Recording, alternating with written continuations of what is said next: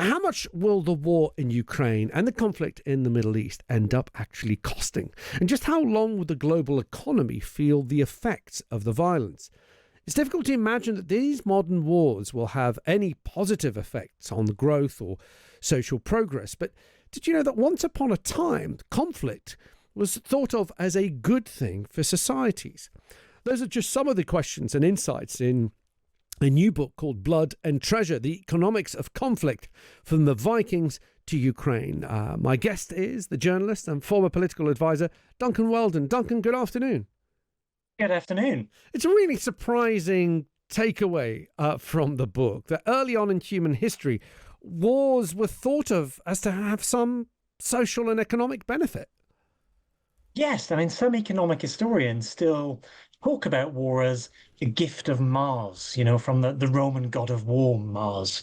There is quite a lot of evidence that until the 18th or 19th century, wars were in the long run perhaps quite good for economies. Now, obviously, very bad for anyone caught up in them. Very, very expensive in human terms as well as immediately economic terms. But so many of the institutions that we now take for granted, like the Bank of England or the system of taxation or the national debt, all of these core economic institutions of the modern world, which were birthed out of the needs of warfare.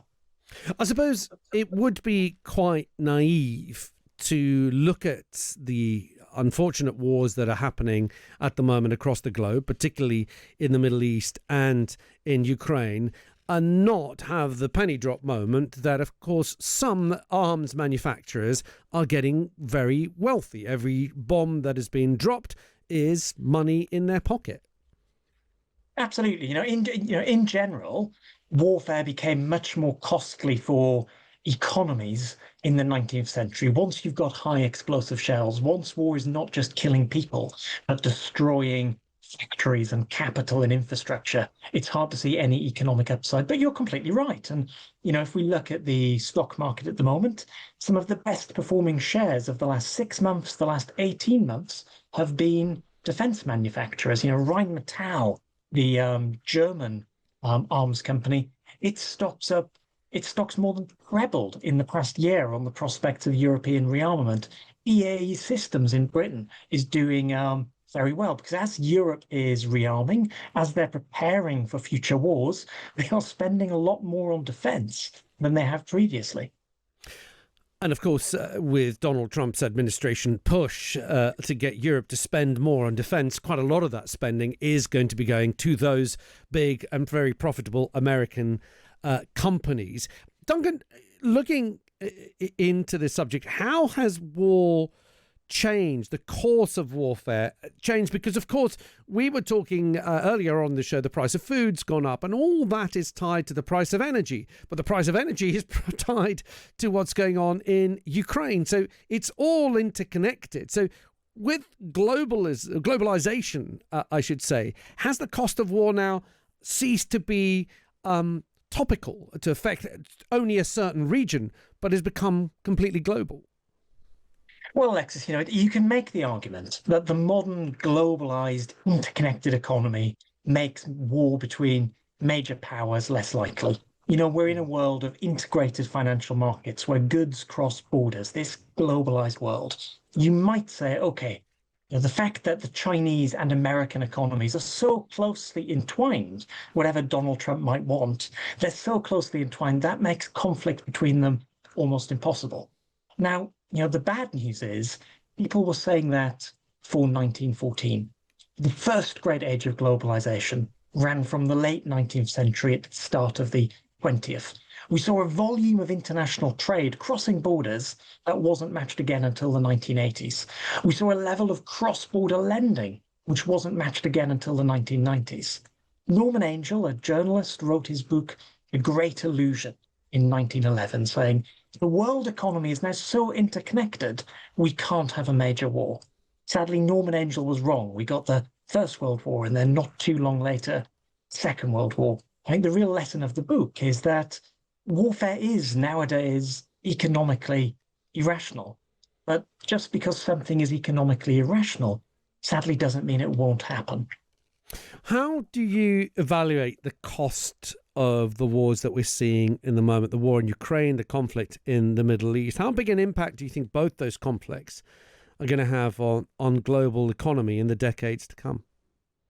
Yeah, I mean, they're both still, yeah, relatively in the grand scale of great power wars, small wars, but they're having important economic impacts, which, we've all felt, even here in Britain, even here in Western Europe, the surge in food and energy prices after Russia invaded Ukraine in 2022 was a direct consequence of that war. Now, where the war is going to start to affect us more going forwards is as the government moves to take defense spending from about 2% of national income, where it's been for the last few years, up to 3.5% by the mid 2030, by the mid 2030s. That's what the government's pledging at this NATO summit this week. That is a big step up in defense spending. It's almost a doubling in defense spending, really. But historically, 3.5% of national income, 3.5% of GDP on defense is still a relatively small number. It's what we were spending in the 80s or the 70s during the Cold War. In a major war, you expect to spend an awful lot more than that on defense. Duncan, thank you. It's a fascinating book, and thank you for coming on to talk to us about it. Duncan Weldon, there, journalist, former political advisor, and author of Blood and Treasure. It's the story of the economics of conflict from the Viking Age to the war in Ukraine. Blood and Treasure, the economics. Yeah, so they're committing to 5% of GDP on defense spending, and that's going to get broken down into 3.5% of what's called core defense spending, which is, troops and weapons, and 1.5% of what is termed defense related spending. Now, that could be anything, and that's where a lot of the detail lies in what you define as defense related. The other thing we know is that should we say, the deadlines for meeting these commitments, in some cases, quite vague. So we're talking about years going through 2030, 2035. So essentially, it's something that they will be meeting over the next decade. Well, I think first of all, we have to take a bit of a reality check here. And the reality is that the vast majority of European countries simply can't afford this. They have debt mountains already at around 80% of GDP. In the case of Britain, it's about 100% of GDP. One notable exception is Germany, which after years of fiscal frugality has got pretty solid public finances. But for the rest of them, this is going to squeeze their public finances in such a way that is politically untenable. We're talking about either very hefty tax hikes or cuts to spending that will be extremely unpopular with their voters. And remember that a lot of these governments are facing threats from the far right and other populist parties. So these are, in many ways, cuts that are simply politically not doable. The final point is perhaps if you want this, but I mean, it's the leeway. So basically, there's scope for creative accounting here as well. So what you define as defense related. So for example, in France, there's a discussion as to whether you can include gendarmes, the policemen that you see on country lanes in France, whether or not they can be included in military expenditure, believe it or not. In the hierarchy, they actually report into the defense ministry, but their budget at the moment is outside defense spending. Now, if you were to bring in items like that into what you count to your defense spending, obviously you're making that target a lot easier. And I suspect we're going to see quite a lot of discussion about that type of imaginative accounting over coming months.